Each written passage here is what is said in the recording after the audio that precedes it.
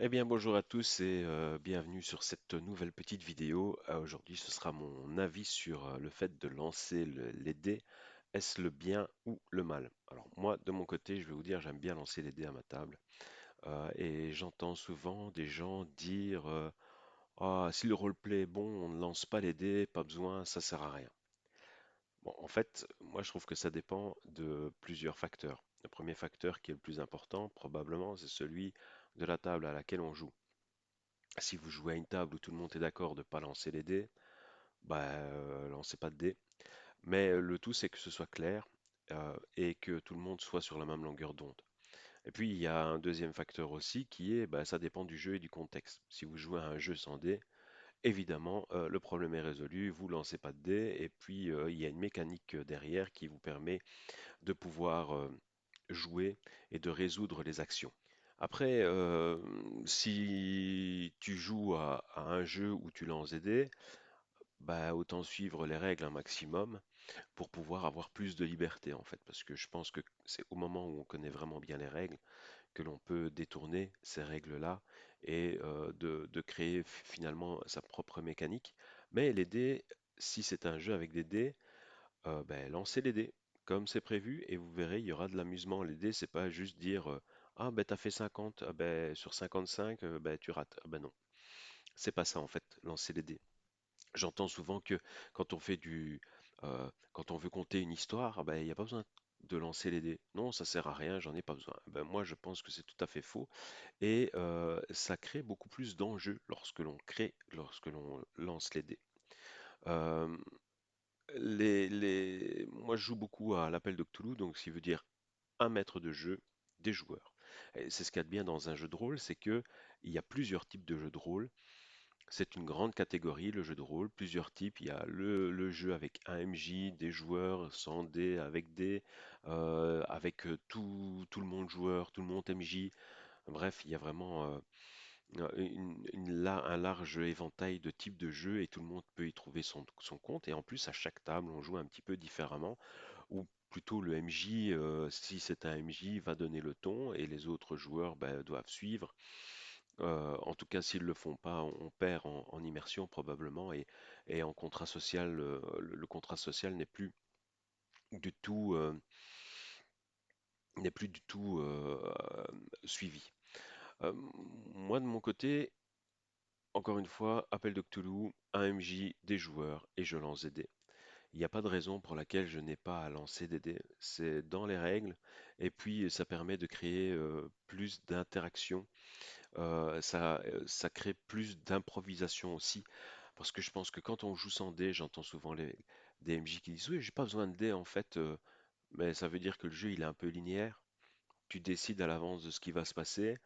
Évidemment, les joueurs vont faire des actions, mais tu vas pas trop en tenir compte parce que de toute façon, tu sais s'ils ratent ou s'ils réussissent.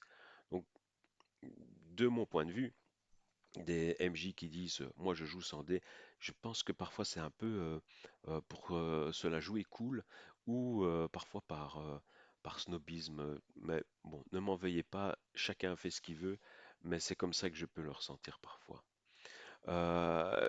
Toujours avec les dés, c'est si le MJ triche, parce qu'on peut très bien jouer avec des dés, il y a un paravent quand on joue avec des joueurs à MJ, on lance les dés se lancent derrière le paravent, et puis ben, c'est le résultat euh, qui est décidé par le MJ.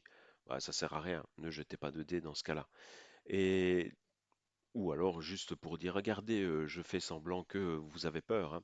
Bah, en fait, si on veut vraiment avoir peur, si on veut vraiment faire peur à ces joueurs, le mieux c'est de lancer les dés devant eux et de lire le résultat. S'il s'agit d'un combat, ben, l'ennemi fait un 20, et puis il lance les dés et fait un maximum sur les dés, ben, tant pis, ça fait partie du jeu. C'est aux joueurs à faire attention et la prochaine fois, les joueurs sauront qu'ils doivent faire attention parce que le MJ est impitoyable sur ce terrain-là et ça doit rentrer dans le style du jeu de la table. Faire plus attention, éviter les combats, peut-être parler plus, et d'ailleurs, parler plus, venons-en aussi à cette partie du jeu de rôle où les gens disent ah mais non, moi c'est du jeu de rôle, on joue le rôle on joue un rôle et puis dans les interactions sociales, je lance pas les dés, ça sert à rien. Si le discours est bon, si on me baratine bien, eh bien on y va, on continue le jeu. Moi, je suis absolument pas d'accord. Alors, pas absolument pas, mais je suis pas tout à fait d'accord. Je pense à l'appel de Cthulhu, je reprends cet exemple-là parce qu'il est très clair pour moi. Quand on fait une interaction sociale, il y a quatre compétences. On va prendre le baratin, le charme. Imaginons que le joueur arrive devant une personne et veuille absolument avoir une information. Et le PJ, lui, a 10 en baratin et il a 50 en charme. Deux manières de jouer différentes. Et le joueur, lui, le joue en baratin en parlant très très vite, en essayant de convaincre l'autre, ah mais vous savez, c'est très important pour moi et votre vie en dépend, etc. Mais pour moi, c'est du baratin. Et donc, dans ce cas-là, il va faire un jet en baratin et sans aucun bonus, sans rien du tout, même si son baratin était bon. Il aura peut-être un bonus si son baratin est vraiment très bon, mais il fera le jeu. Ça lui donne accès au jet de baratin. Maintenant, si le joueur qui a 50% fait la même chose mais sous une forme de charme, en charmant la personne, en allant dans le sens du poil, euh, à ce moment-là, il fera un jet sous le charme et il aura un bonus aussi. Et il a 50% de chance de réussir, plus vu qu'on lance un deuxième dé. Et moi, j'appelle ça du jeu de rôle. Le joueur a incarné le rôle du personnage joueur. Et le personnage joueur va avoir un résultat. Il va se passer quelque chose suite au lancer de dés du joueur. Et le résultat n'est pas uniquement ce que le joueur peut faire ou ce que le PJ peut faire, mais c'est aussi l'environnement. Donc si le joueur a 50 avec un dé supplémentaire d'avantage, il lance les dés, il fait 80, donc il rate, mais c'est pas parce que son baratin était bon ou était mauvais. C'est tout simplement parce qu'il y a quelque chose autour qui a fait qu'il a été distrait et qu'il n'a pas pu aller jusqu'au bout de son idée. Ou tout simplement que la personne en face était pas attentive ou peut-être qu'elle était pas naïve suffisamment pour comprendre. Et la personne, dans tous les cas, va faire le PJ, le PNJ qui était en face va faire un jet en psychologie dans le cas de l'appel de Cthulhu. Et s'il rate et qu'il fait un 100, eh bien, c'est un échec critique pour le PNJ. Et à ce moment-là, je donnerai peut-être l'avantage au PNJ. Tout est une question de situation, d'interprétation du résultat. Et aussi, ça crée des rebondissements. Parce que si un PJ doit absolument obtenir une information, il le fait en baratin, il rate, il n'aura pas l'information à ce moment-là. L'important, c'est de se dire, à ce moment-là, le PJ n'aura pas l'information et c'est au MJ de faire en sorte que l'information soit à nouveau accessible ailleurs.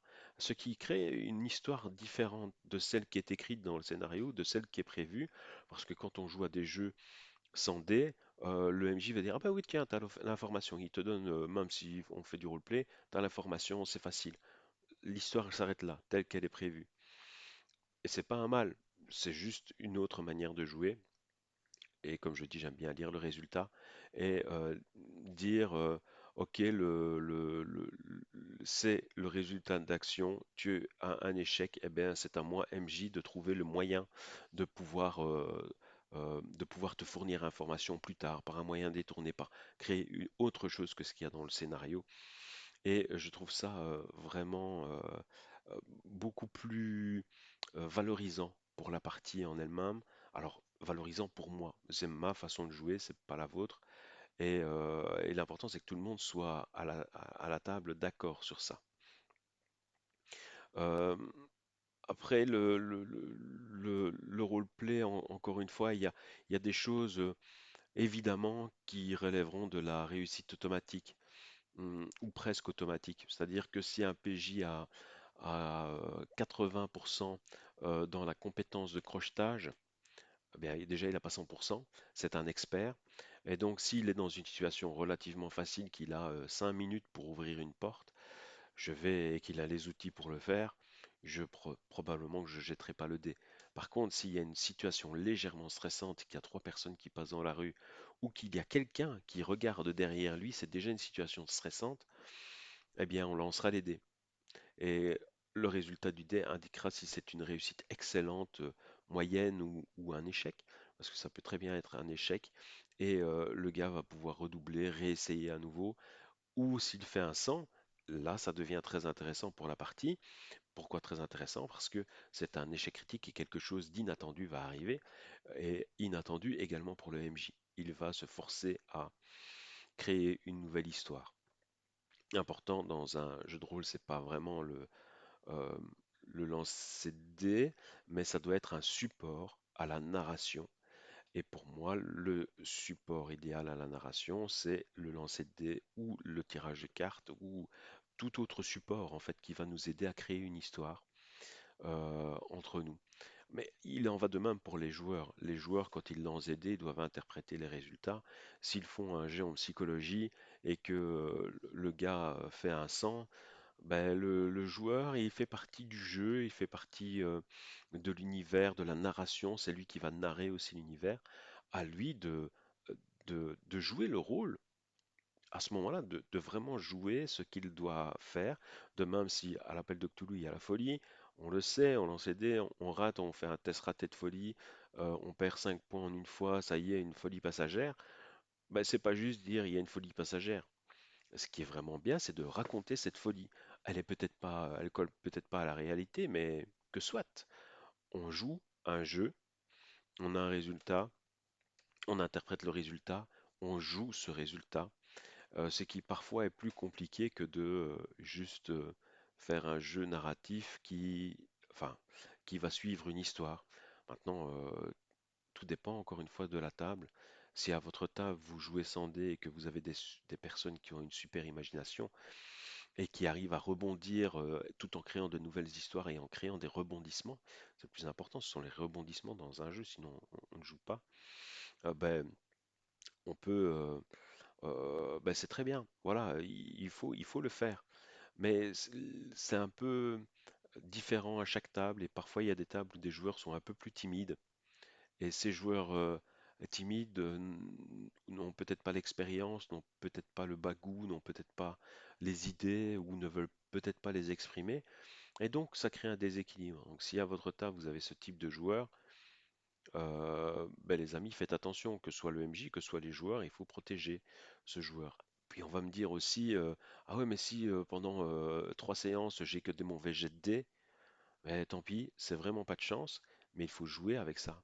Ça veut dire que ton PJ il a pas de chance et que, eh bien, il faut que le groupe euh, lui laisse l'opportunité de, de jouer en sachant qu'il n'a pas de chance quand il lance les dés. Il faut le protéger, un peu comme dans la vie, quand on a un ami qui est plus faible ou une amie ou que sais-je, ben, on va la protéger, on va le protéger en faisant attention, en prenant soin de lui. Faites-en de même dans le jeu de rôle. C'est un rôle que vous jouez à ce moment-là et la façon dont vous jouez ce rôle dépend des résultats du hasard parce que c'est un jeu. Et dans le jeu, il y a le hasard. En tout cas, c'est ma façon de le voir. Et qui est peut-être pas la bonne, qui est peut-être pas la vôtre, mais qui est une manière de voir les choses et qui peut revoir un peu la façon dont vous jouez à un jeu en lançant les dés, avoir ces arguments-là en tête, relancer la partie. C'est toujours intéressant. De même, soyez cohérent dans votre partie de jeu de rôle. Si quand vous avez un combat, vous lancez les dés, eh bien, dites-vous que quand vous avez un combat social, une interaction sociale et que vous essayez de obtenir des informations, dites-vous que c'est la même chose qu'un combat. C'est j'essaye, je t'attaque en mettant du baratin et toi tu essayes de comprendre et tu vas réattaquer. Mais c'est comme un combat et donc les PJ ont des capacités qui ne sont pas celles des joueurs. Il faut différencier ça quand on joue un rôle et jouer le combat social jusqu'au bout avec des dés, si vous faites des combats avec des dés. Maintenant, si vous décidez de ne pas jouer avec des dés les combats, les interactions sociales, faites-en de même alors avec vos combats. Je peux imaginer que celui qui est à l'aise en baratin, et qu'il a un personnage avec 62 baratins, il va baratiner le MJ pour obtenir l'information. Le MJ va dire, ben, il faut pas lancer de dés. Ben, j'imagine qu'à côté de ça, celui qui est un peu plus faible en baratin, qui n'arrive pas le joueur qui est un peu plus faible en baratin et qui n'arrive pas vraiment à, à faire ce genre de choses, bah lui par contre dans un combat il va dire oh mais moi je prends ma hache, je cours vers lui, je glisse en dessous, je lui arrache la tête. Bah faites pas de jet de dés alors. Voilà, c'est soyez cohérents autour de la table, sauf si tout le monde est d'accord que dans les combats on jette les dés et dans les interactions sociales on ne jette aucun dé. Voilà. Donc c'est mon avis sur le fait de lancer des dés. Je pense que il n'a pas plus d'intérêt pour vous qu'un autre avis, ou peut-être qu'il en a, ça n'a vraiment pas d'importance, mais je tenais à le partager. Et surtout, chacun fait comme il veut. Amusez-vous, c'est le plus important. Si vous êtes à une table, amusez-vous. Et si vous vous amusez pas à la table, ben, c'est simple, changez de table. Arrêtez de jouer avec les gens avec qui vous n'aimez pas jouer et changer de table, essayer de trouver d'autres personnes avec les moyens actuels. Si vous jouez en virtuel, vous trouverez facilement de quoi un groupe pour vous amuser. Voilà, amusez-vous bien. Désolé, ça a été un petit peu long, mais j'espère que ça vous aura au moins intéressé et n'hésitez pas à réagir. Allez, ciao les petits gars, amusez-vous bien et à la prochaine fois. Et tout ça dans la folie, évidemment.